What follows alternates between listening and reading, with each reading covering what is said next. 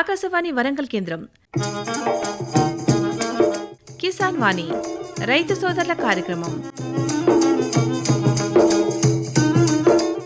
ఈ కార్యక్రమాన్ని మీకు సమర్పిస్తున్న వారు కేంద్ర వ్యవసాయ మరియు రైతు సంక్షేమ మంత్రిత్వ శాఖ, భారత ప్రభుత్వం.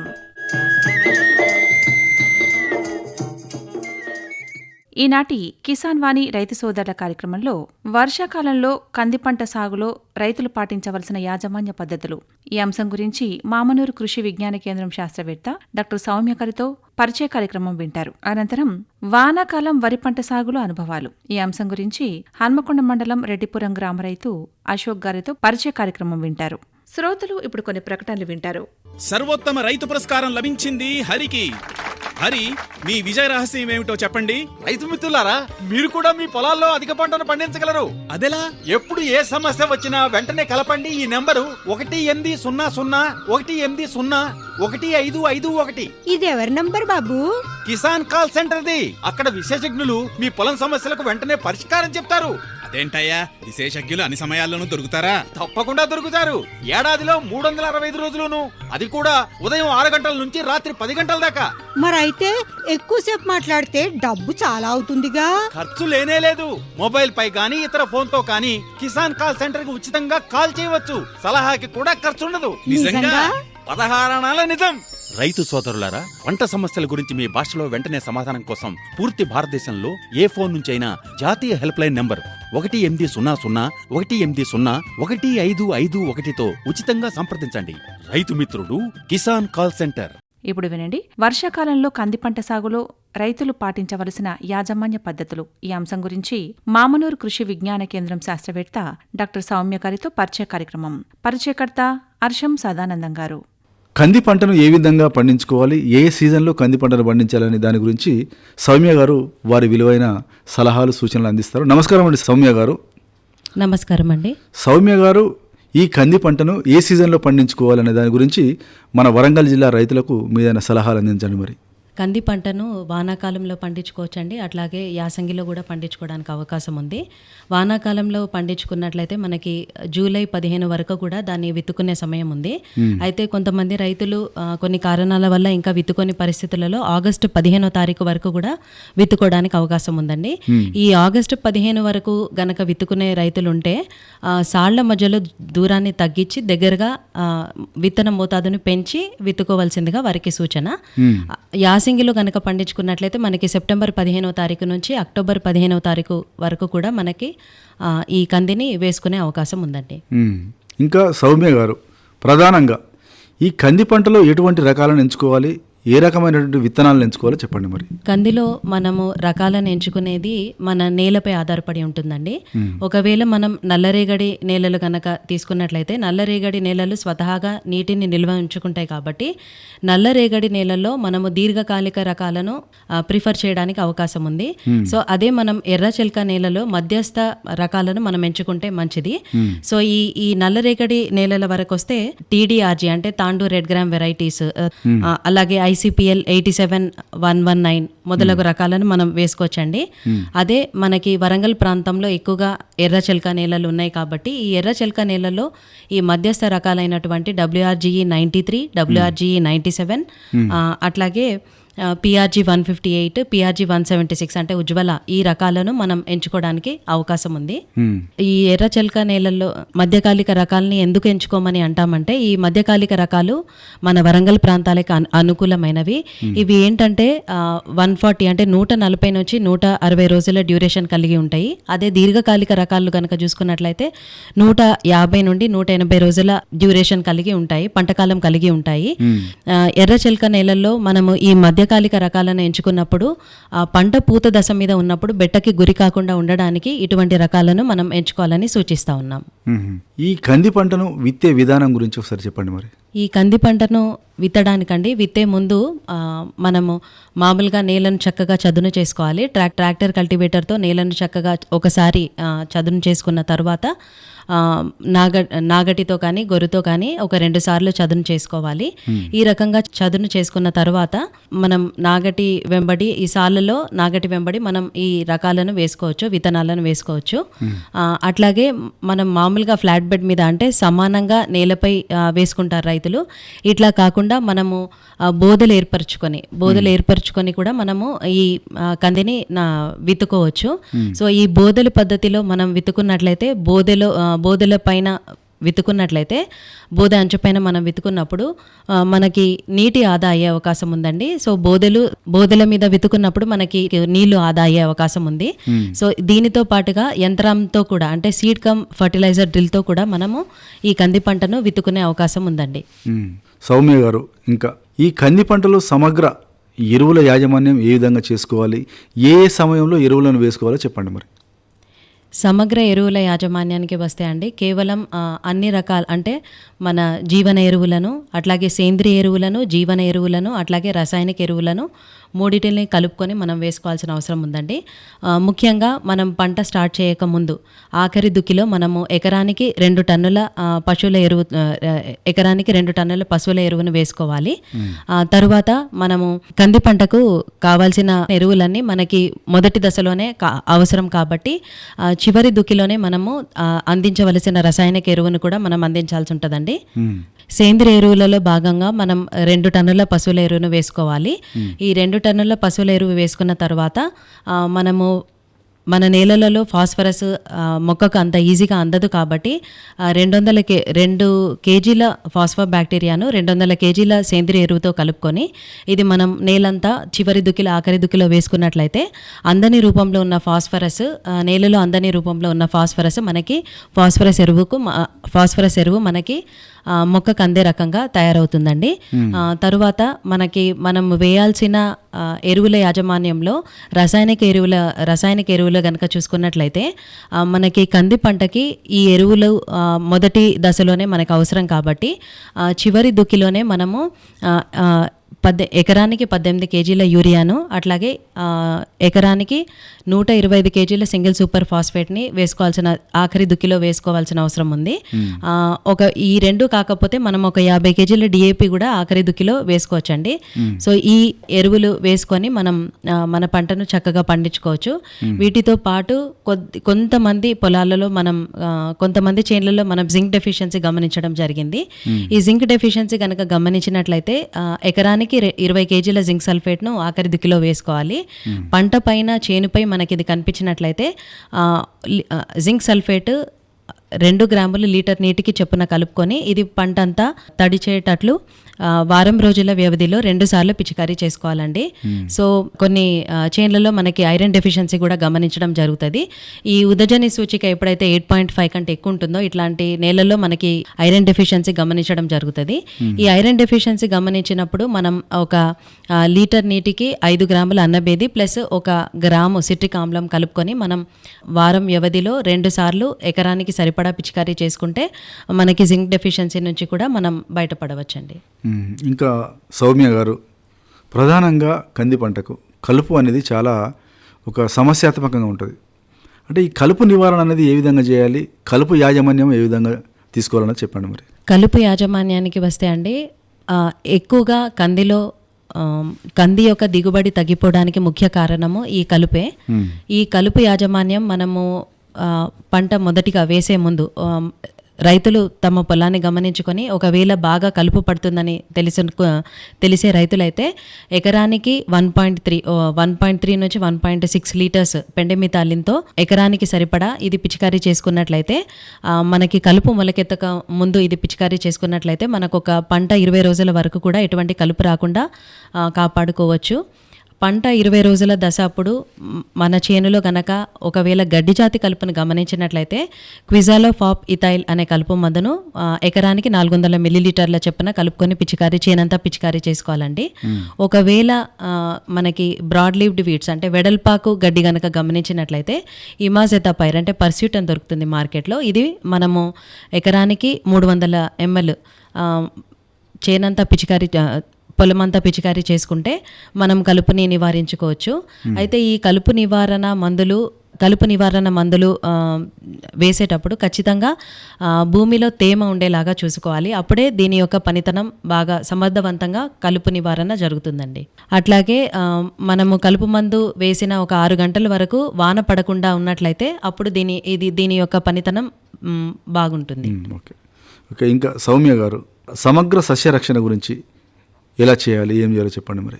ఈ సమగ్ర సస్య రక్షణలో భాగంగా అండి, ముఖ్యంగా మనం కంది చేనులో 3 రకాల పురుగులను ఎక్కువగా గమనించడం జరుగుతుంది. మొదటిగా మారుక మచ్చల పురుగును ఎక్కువగా గమనించడం జరుగుతుంది. ఇదేంటంటే మనకి ఆకులని గూడులుగా చేసుకుంటుంది అనమాట ఈ పురుగు. కాబట్టి ఇది మనకి పూత దశలో కంది పూత దశలో ఉన్నప్పుడు, ఆకాశం మేఘావృతమైనప్పుడు మనకి ఇది ఎక్కువగా గమనించడం జరుగుతుంది. సో ఈ పురుగు ఉధృతిని మొదటిగానే అంటే పంట మొగ్గ దశ అప్పటి నుంచే రైతు గమనించుకుంటూ ఉండాలి. మొగ్గ దశలోనే రైతు చేనుని గమనించుకుంటూ ఉండాలండి. దీని నివారణకు ఈ మారుక మచ్చల పురుగు నివారణకు స్టార్టింగ్ స్టేజ్లో అయితే క్లోరిపైరిఫాస్ 2 ml, దీన్ని మనము 5% వేప గింజల కషాయంతో పాటు కలుపుకొని చేనంతా తడిసేటట్లు పిచికారీ చేసుకోవాలి. ఈ దశలో పిచికారీ చేసుకుంటే గుడ్డు దశలో ఉన్నవి ఇంకా అభివృద్ధి చెందకుండా చనిపోతాయి.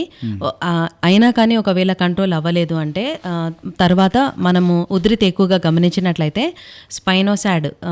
స్పైనోసాడ్ అనే మందును 0.3 ml లీటర్ నీటికి 0.3 ml చొప్పున, లేదా క్లోరాంథ్రోనిప్రోల్ అనే మందును 0.3 మిల్లీలీటర్ల చొప్పున, లీటర్ నీటికి 0.3 మిల్లీలీటర్ల చొప్పున, లేదా ఇమామెక్టిన్ బెంజోయేట్ అనే మందును లీటర్ నీటికి 0.4 గ్రాముల చొప్పున కలుపుకొని మనం చేనంతా పిచికారీ చేసుకున్నట్లయితే, మన పూత పైన పిచికారీ చేసుకున్నట్లయితే ఈ మారుక మచ్చల పురుగు నుండి నివారించుకోవచ్చండి. తరువాత ముఖ్యంగా ఎక్కువగా కంది పంటను ఆశించే పురుగు ఈ శనగపచ్చ పురుగు. ఈ శనగపచ్చ పురుగు వర్షాలు అధికంగా పడినప్పుడు, అట్లాగే రాత్రి ఉష్ణోగ్రతలు ఎక్కువగా ఉన్నప్పుడు ఇది మనకి ఎక్కువగా గమనించడం జరుగుతుంది. ఈ పురుగు మనకి మొగ్గను పూతను కాయను అన్నిటిని కూడా నష్టపరుస్తుంది. సో దీనికి ముందుగా నివారణకి మనం ఎసిఫేట్ 1.5 గ్రాములు చొప్పున లీటర్ నీటికి కలుపుకొని, ఎసిఫేట్ కానీ లేదా క్వినాల్ఫాస్ 2 ml లీటర్ నీటికి చొప్పున కలుపుకొని మనం నివారించుకోవచ్చండి. తర్వాత ఒకవేళ ఉధృతి ఎక్కువగా గమనించినట్లయితే స్పైనోసాడ్ మందును 0.3 ml లేదా క్లోరాంథ్రోనిప్రోల్ 0.3 ml లీటర్ నీటికి కలుపుకొని, లేదా ఇమామెక్టిన్ బెంజోయేట్ అనేది 0.5 grams లీటర్ నీటికి కలుపుకొని మనం పిచికారీ చేసుకొని ఈ శనగపచ్చ పురుగును నివారించుకోవచ్చు. అయితే ఈ శనగపచ్చ పురుగు నివారణకి సమగ్ర చర్యలు చేపట్టవలసిన అవసరం ఉందండి. సో మన కంది చేను చుట్టూ గనక బంతి మొక్కలను మనం నాటుకున్నట్లయితే అది ఎర్రపంటగా ఉపయోగపడి మనకి ఈ శనగపచ్చ పురుగును నివారించడానికి ఉపయోగపడుతుంది. వీటితో పాటు మొదటిగా మనము ఈ కంది పంటను చేపట్టే ముందే మనము మన నేలను చక్కగా లోతు దుక్కులు చేసుకోవాలండి. ఎండాకాలంలో ఈ ఎండాకాలంలో లోతు దుక్కులు చేసుకున్నందువల్ల మనకి ఈ పురుగు అనేది ఉధృతి ఈ పురుగు కోశస్థ దశలో ఉన్నదంతా ఎండ వేడిమికి చనిపోవడం జరుగుతుంది. సో వీటితో పాటు మనం ఎకరానికి ఒక పక్షి స్థావరాలను 8 నుంచి 10 పక్షి స్థావరాలను ఏర్పరచుకోవాలి. అట్లాగే ఎకరానికి 4 నుంచి 5 లింగాకర్షక బుట్టలను ఏర్పరచుకోవాలి. సో ఇట్లాంటి సమగ్ర చర్యలు చేపడితేనే మనము ఈ శనగపచ్చ పురుగును కంట్రోల్ చేసుకోవడానికి వీలుంటుందండి. కాయతొలిచే ఈగండి, ఇది రైతులు దీర్ఘకాలిక రకాలు వేసుకున్నప్పుడు ఇది మనకి ఎక్కువగా గమనించడం జరుగుతుంది. సో ఇదేంటంటే ఇది పిందె దశలో మనకు గమనించడం జరుగుతుంది. సో దీర్ఘకాలిక రకాలతో పాటు ఒక్కోసారి బెట్ట పరిస్థితులు ఉన్నప్పుడు కూడా మనకి కాయతొలిచే ఈగ గమనించడం జరుగుతుంది. దీని నివారణకు ఎసిఫేట్ 1.5 గ్రాములు లీటర్ నీటికి కానీ, లేదా లాంబ్డా సైలోత్రిన్ 1 ml లీటర్ నీటికి కలుపుకొని మనం పిచికారీ చేసుకొని ఈ కాయతొలిచే ఈగ నుంచి నివారణ పొందవచ్చండి. ఇది సమగ్ర సస్యరక్షణ గురించి. దీనితో పాటుగా మనకి ఒక తెగులు కూడా గమనించడం జరుగుతుందండి. ఈ మధ్యలో కందిలో ప్రధానంగా ఫ్యూసేరియం ఎండు తెగులు, ఈ ఎండు తెగులు అనేది బాగా గమనించడం జరుగుతుంది. ఇది ఈ శీలీంధ్రము భూమిలో ఉండిపోతుందండి. సో ఇది ఎక్కువగా నీరు నిల్వ ఉండే ప్రదేశాలలో, వీటిలలో, అట్లాగే పంట మార్పిడి చెయ్యని పొలాలలో మనకి ఇది ఎక్కువగా గమనించడం జరుగుతుంది. సో ఈ ఎండు తెగులు వచ్చిన తర్వాత దీనికైతే నివారణ అయితే లేదు. ఎండు తెగులు అక్కడక్కడ ప్యాచెస్లో అంటే అక్కడక్కడ గమనించడం జరిగితే ఆ మొక్కలను పూర్తిగా ఏరి పక్కకు పెట్టి వాటిల్ని నాశనం చేయాలండి, కాలబెట్టి నాశనం చేయాలి. సో ఈ ఎండు తెగులు సమస్య ఉన్న రైతులు ఎండు తెగులు రాని రకాలను, అంటే మనకి ఇందాక మనం చెప్పుకున్న రకాలలో TDRG 4, ICP 8863, అలాగే ICPL 87-119 మొదలగు రకాలను, లేదా WRGE 97-93 మొదలగు వరంగల్ ప్రాంతీయ రకాలను గనక వేసుకున్నట్లయితే ఇది ఫ్యూజేరియం ఎండు తెగులను కొంతవరకు తట్టుకుంటుందండి. అట్లాగే ఈ విత్తనాన్ని వేసుకునేటప్పుడు కూడా విత్తనం వేసుకునే ముందు 10 గ్రాములు కేజీ విత్తనానికి చెప్పిన ట్రైకోడర్మా విరిడే తోటి విత్తన శుద్ధి చేసుకొని ఇది మనం మన పొలంలో వేసుకోవాలండి. సో ఈ రకంగా ఈ తెగులను కూడా మనం నివారించవచ్చు. సౌమ్య గారు, ఈ నీటి యాజమాన్యం గురించి చెప్పండి. మరి నీటి యాజమాన్యం అండి, నీటి యాజమాన్యంలో మొగ్గ ఏర్పడే కంటే ముందు ఒకసారి, అట్లాగే కాయ ఏర్పడే అప్పుడు ఈ 2 సార్లు ఖచ్చితంగా నీటి తడి ఇవ్వాల్సిన అవసరం ఉందండి. సో కొంతమంది చాలామంది వర్షాధారం మీద ఆధారపడే రైతులు ఉన్నారు. సో వీరు కూడా ఇట్లాంటి ఈ 2 దశలప్పుడు కనుక నీరు అందించగలిగినట్లయితే మనకి దిగుబడిలో చాలా మటుకు దిగుబడులు ఎక్కువగా పొందుకునే అవకాశం ఉందండి. సౌమ్య గారు, చివరిగా ఈ రైతులు కంది పంటలో అధిక దిగుబడులు తీయాలంటే ఏం చేయాలి, ఎలాంటి సూచనలు చేస్తారు మీరు? కందిలో అధిక దిగుబడులు పొందాలంటే మనము పంట 40 రోజుల దశ అప్పుడు నిప్పింగ్ చేసుకోవాలి, అంటే తలలు తుంచాలండి. పంట చిగుర్లను ఒక 10 సెంటీమీటర్ల వరకు మనము తుంచినట్లయితే మనకి పంటలో ఎక్కువ శాఖీయ దశ వచ్చి ఆ శాఖీయ దశ ద్వారా మనకి పూత పిందె ఎక్కువగా వచ్చి మనకి మంచి కాత వచ్చే అవకాశం ఉంది. సో అట్లాగే దీనితో పాటు మనము కలుపు నివారణ మొదటి 60 రోజుల వరకు కూడా ఖచ్చితంగా కలుపుని నివారించుకోవాల్సిన అవసరం ఉంది. వీటితో పాటు శనగపచ్చ పురుగుని, అట్లాగే మారుక మచ్చల పురుగుని, ఈ కాయ తొలుచు ఈగని, వీటిల్ని నివారించుకుంటే కూడా మనకి మంచి దిగుబడులు పొందుకునే అవకాశం ఉందండి. తర్వాత నీటి యాజమాన్యంలో మనము నిండు పూత మీద ఉన్నప్పుడు ఎప్పుడు కూడా నీటి తడి ఇవ్వకూడదు. పూత కంటే ముందు నీటి తడి ఇచ్చినట్లయితే మనకి పూత రాలకుండా మంచి దిగుబడులు పొందుకునే అవకాశం ఉంది. సో వీటిలన్నిటితో పాటు యాంత్రీకరణ గనక ఉపయోగించినట్లయితే కూడా మనకి మంచి దిగుబడులు పొందుకునే అవకాశం ఉందండి. సో ఈ ఖచ్చితంగా మనము అంతర కృషి 30 రోజులకు ఒకసారి, అట్లాగే 60 రోజులకు ఒకసారి చేపట్టినట్లయితే మనకి కింద మొక్క మొదళ్ళ దగ్గర చక్కగా గాలి ప్రసరణ మంచిగా జరిగి మనకి పంట ఏపుగా పెరిగి మనకి మంచి దిగుబడులు పొందుకునే అవకాశం ఉంది. కంది పంటలో యాజమాన్య పద్ధతులు, కంది పంటలో అధిక దిగుబడులు ఎలా తీయాలనే దాని గురించి చాలా చక్కగా చెప్పారు. మీదైన విలువైన సమయాన్ని, మీదైన సమాచారాన్ని వరంగల్ జిల్లా రైతులు పాటించి అధిక దిగుబడులు తీస్తారని కోరుకుంటూ ధన్యవాదాలండి. నమస్కారం. నమస్కారం అండి. శ్రోతలు ఇంతవరకు వర్షాకాలంలో కంది పంట సాగులో రైతులు పాటించవలసినటువంటి యాజమాన్య పద్ధతులు ఈ అంశం గురించి మామనూరు కృషి విజ్ఞాన కేంద్రం శాస్త్రవేత్త డాక్టర్ సౌమ్య గారితో పరిచయ కార్యక్రమం విన్నారు. పరిచయకర్త అర్షం సాదానందం గారు. శ్రోతలు ఇప్పుడు కొన్ని ప్రకటనలు వింటారు. ప్రధానమంత్రి కిసాన్ సమ్మాన్ నిధి ఈ పథకం కింద 2 హెక్టార్ల వరకు పొలం కలిగిన రైతుల కుటుంబాలకు ఏడాదికి 6,000 రూపాయలు చెల్లించడం జరుగుతుంది. అది అర్హత గల రైతులకు 2,000 రూపాయల చొప్పున 3 వాయిదాల్లో నేరుగా వారి ఖాతాల్లో జమ చేయబడుతుంది. ఈ సన్న చిన్నకారు రైతుల కుటుంబాలను రాష్ట్ర ప్రభుత్వాలు ఎంపిక చేస్తున్నాయి. ఈ పథకం యొక్క పూర్తి ఖర్చును భారత ప్రభుత్వం భరిస్తోంది. ప్రధానమంత్రి కిసాన్ సమ్మాన్ నిధి రైతుల వ్యవసాయానికి సరికొత్త గౌరవం. వ్యవసాయ మరియు రైతు సంక్షేమ మంత్రిత్వ శాఖ, భారత ప్రభుత్వం ద్వారా జనహితార్థం జారీ. ఇప్పుడు వినండి వానాకాలం వరి పంట సాగులో అనుభవాలు. ఈ అంశం గురించి హన్మకొండ మండలం రెడ్డిపురం గ్రామ రైతు అశోక్ గారితో పరిచయ కార్యక్రమం. పరిచయకర్త అర్షం సాదానందం గారు. నమస్కారం అండి అశోక్ గారు. నమస్కారం అండి. అశోక్ గారు, ఈ ఖరీఫ్ సీజన్లో వరి పంట పండించడానికి ఎలాంటి జాగ్రత్తలు తీసుకున్నారు, ఎట్లా చేస్తున్నారు?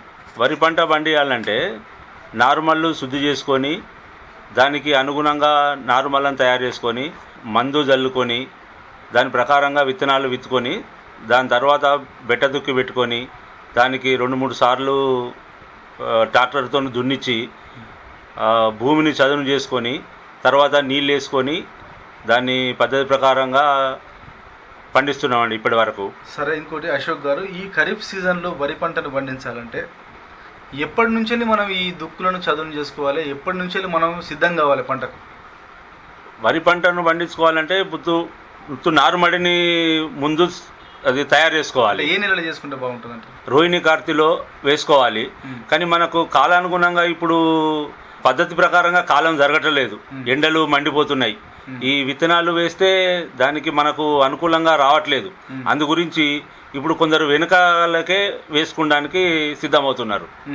ఈ వాతావరణం అనుకూలించలేదు కాబట్టి దానికి వెనకాలకు వస్తున్నారు అన్నట్టు రైతులు. ఈ సీజన్లో, ఈ ఖరీఫ్ సీజన్లో మళ్ళీ ఎలాంటి ఎండాకాలం అయితే చూసినామో ఎండలను మళ్ళీ అదే పద్ధతిలో ఎండ కొడుతున్నది.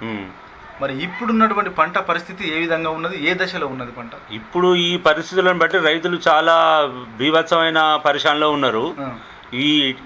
ఇలాగే ఇంకో నెల రోజులు కానీ 20 రోజులు కానీ ఇట్లే ఎండలు కొడితే అందరూ అన్నమో రామచంద్ర అనే పరిస్థితి వచ్చేటట్టున్నది. ఈ సంవత్సరం కూడా అదే పరిస్థితి వస్తుందా, లేదంటే మరి ఇంతకుముందు కొట్టినటువంటి వర్షాలు సరిపోతాయా? ఇంతకుముందు కొట్టిన వర్షాలు సరిపోవు, ఎట్టి పరిస్థితులను సరిపోవు. అది భగవంతుడు కరుణించి ఇంకా వర్షాలు మంచిగా ఇస్తే రైతులు గట్టెక్కుతారు. లేదా ఎంతైనా భగవంతుని కృషి ముందు మనం ఎవరు ఏం చేసినా దండగే. భగవంతుడు కరుణించి వర్షాలు మంచిగా ఇస్తే రైతుకు సానుకూలంగా ఉంటుంది. అయితే మీరు ఈ ఖరీఫ్ సీజన్లో ఏం పంట వేశారు, ఏ రకమైన విత్తనాలు వేశారు, వరి విత్తనాలు? నేను ఇప్పుడు ప్రతి సంవత్సరం దాదాపు 1000 దొడ్డు రకమే పండిస్తున్నా. ఇప్పుడు కూడా 1001 విత్తినాము నారుమడిలో. ఇప్పుడు 15 రోజులు అవుతుంది. ఇంకో వారం 10 రోజులలో మేము నీళ్లు పెట్టేసి దాన్ని ట్రాక్టర్తో చదును మంచిగా 2-3 సార్లు కొట్టించేసి నాటు పెట్టించే పరిస్థితిలో ఉన్నాం. అంటే ఇప్పుడు మీరు నారు పోసినారు? నారు పోసినాం. నారు పోసి ఎన్ని రోజులు అవుతుంది? నారు పరిస్థితి ఏ విధంగా ఉన్నది? నారు పోసి ఇప్పటికి 11-12 రోజులు అవుతుంది.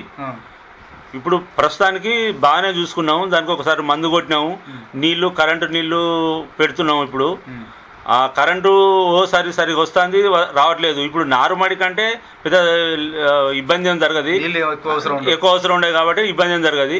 రేపు పొలం దున్నితే మాత్రం మాకు ఇబ్బంది జరిగే అవకాశాలు ఉండయా అనేది మీకు ఇంకో వారం 10 రోజుల తర్వాత తెలుస్తుంది. మరి ఈ విత్తనాలు తెచ్చుకున్నప్పుడు మనం ఏదైనా ఫర్టిలైజర్ షాప్లో కానీ లేదంటే మనం సబ్సిడీ మీద తెచ్చుకున్న తర్వాత వాటిని డైరెక్ట్ విత్తుకోవాలా, లేదంటే అందులో ఏమన్నా మనం పెస్టిసైడ్స్ కానీ ఏమైనా మందులు కలపాల్సిన అవసరం ఉంటుందా? మన అనుకూలంగా మనకు మంచి జరగాలంటే కార్బండిజం పౌడర్ తెచ్చి ఒక 100 గ్రాములు ఒక బ్యాగు 100 గ్రాములు ఒక బ్యాగు కలుపుకొని విత్తుకుంటే మంచిది. ఏదన్నా కీటకనాశిని ఆశించకుండా ఉంటుంది. ఇక కొందరు ఏమవుతుందిలే అని మనం మన వ్యవసాయ మార్కెట్లోనే తెచ్చుకున్నాం కదా అని కొందరు విత్తుకుంటారు. ఎలా చేసుకున్నా పెద్ద సమస్యలే ఉండవు. కానీ నారు పెరిగిన తర్వాత దాన్ని మందు కొట్టుడు, కార్బోఫ్యూరాన్ గోళీలుగా వేసుడు, ఇవన్నీ వేసుకుంటే బాగుంటుంది. అంటే విత్తనాలు అలికినప్పుడు మడిని ఎట్లా శుద్ధి చేసుకోవాలి? మడిని శుద్ధి చేసుకోవాలంటే ఫస్ట్ ట్రాక్టర్తో 20-30 సార్లు కొట్టించి పల్టర్ ద్వారా దాన్ని మొత్తం చదును చేసి, బెట్ట దుక్కికి అలకాలంటే పల్టర్ ద్వారా చదును చేసి నీళ్లు లేకుండా పిల్ల లేకుండా గట్టిగా మంచిగా కొట్టేసి దాన్ని గడ్డి లేకుండా ఏరి మళ్ళీ విత్తనాలు చల్లుకొని దాన్ని గొర్రు కొట్టించి తర్వాత తదుపరి వర్షం పడితేనో సరే, లేకుంటే మనం మోటార్ ద్వారా తడుపుకోవాలి నారుమడిని, అంతే. అయితే ఈ నారుమడికి ఎన్ని రోజులకు ఒకసారి మనం నీళ్ళు పెట్టుకోవాలి? చౌక నేలకు డే బై డే పెట్టుకోవాలి. కొంత రాగడి నేలకు కొంచెం నెమ్మదిగా ఆరుతుంది కాబట్టి నెమ్మదిగా పెట్టుకున్నా పర్లేదు. కానీ చౌక నేలలు మాత్రం రోజు పెట్టుకున్నా పర్లేదు, డే బై డే పెట్టుకున్నా పర్లేదు. దాన్ని బట్టి పెట్టుకోవాలి మనం. ఈ నారు తొందరగా పెరగాలంటే, ఇంకోటి నారు పచ్చగా రావాలంటే ఏం వేసుకోవాలి మన నారులో? నారు తొందరగా పెరగాలంటే యూరియా, లైట్గా యూరియా 20 ఇంత కిలో అది 1/2 కిలో ఇది కలిపి ఒక బస్తాకు కంటికి వేసుకోవచ్చు.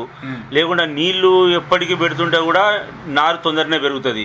ఇక పురుగు ఆశించకుండా మాత్రం పురుగు మందులు మాత్రం కంపల్సరీ పిచికారీ చేసుకోవాలి. పోతే ఈ గోళీలు వేసుకోవాలి. నారు పెరిగిన తర్వాత ఎన్ని రోజులకు మనం నాటేసుకోవచ్చు? 25 రోజుల నుంచి 30 రోజుల లోపు నారు వేసుకుంటే చాలా మంచిది. మన తల్లిదండ్రులు కానీ మన తాతలు కానీ పొలంలో పెంట పోసేది, ఇంకా ఎరువులు వేసేది. ఏం ఎరువులు? ఆవుల పేడ కానీ గేదెల పేడ కానీ అట్లా మన ఇంటికి పందెరువు కానీ కోడెరువు కానీ ఈ మన ఇంట్లో పెంట బర్ల పెంట కానీ పాసిట్టు చూసి ఒక పెంట కుప్ప లాగానే ఉండేది. దానికి కనీసం ఒక 100 గజం 50 గజం జాగా దానికి కేటాయించేది. అయితే అట్లా పోసుకునేది గతంలో పొలాలలో. కానీ ఇప్పుడు ఆ పద్ధతి పాటిస్తలేరు. మరి మీరు అదే పద్ధతి కానీ పాటిస్తున్నారా, లేదా పచ్చి రొట్టె ఏమన్నా చేస్తున్నారా? ఎట్లా చేస్తున్నారు దానికి? మేము ఇక్కడ సబ్సిడీ ద్వారానే దొరుకుతాయి. అవి జీలుగును ఇంకా వేరే జనువు కూడా దొరుకుతాయి. అది తెచ్చి వేసి ఫస్ట్ బెట్ట దుక్కి పెట్టించినా అవి చల్లుతాం. కానీ ఈసారికి ఆ వర్షానికే మొలిసిన గింజలు అట్లే ఉన్నాయి. ఈ ఎండలకు అవి మాడిపోతున్నాయి. కానీ భగవంతుని దయ వల్ల వర్షం పడితే మాత్రం అవే పెద్ద ఎరువుగా మనకు పనిచేస్తాయి. కానీ ఈ సంవత్సరం అనుకూలించలేదు. అది సబ్సిడీ ద్వారానే తెచ్చుకున్నాం మేము, పొలంలో చల్లుకునేది అట్లా చేసినాం. అయితే నారు మొలిసిన తర్వాత ఆ పచ్చి రొట్టెను ఎట్లా దున్నుకోవాలి, ఎన్ని రోజుల ముందు దున్నుకొని మనం నాటేసుకుంటే బాగుంటుంది? పచ్చి రొట్టె ఏపుకు వచ్చిన తర్వాత దాన్ని ఒక వారం 10 రోజుల ముందు దున్నుకుంటే అది మన బురదలో మురిగి మనకు అదే ఎరువుని ఇస్తుంది. అది నాటు పెట్టగానే పచ్చగా వచ్చి ఒక 15-20 రోజుల వరకు పనిచేస్తుంది. దాని తర్వాత ఇక మనకు వేరే ఈ మందులు 2020 కానీ డిఏపి కానీ, డిఏపి అంటే నాట్లో వేసుకోవచ్చు, 2020 కానీ యూరియా కానీ 17 3-17 అన్నీ దొరుకుతాయి, అవి అయినా వేసుకోవచ్చు. ఈ పచ్చి రొట్టె మాత్రం మంచి బలాన్ని ఇస్తుంది అది.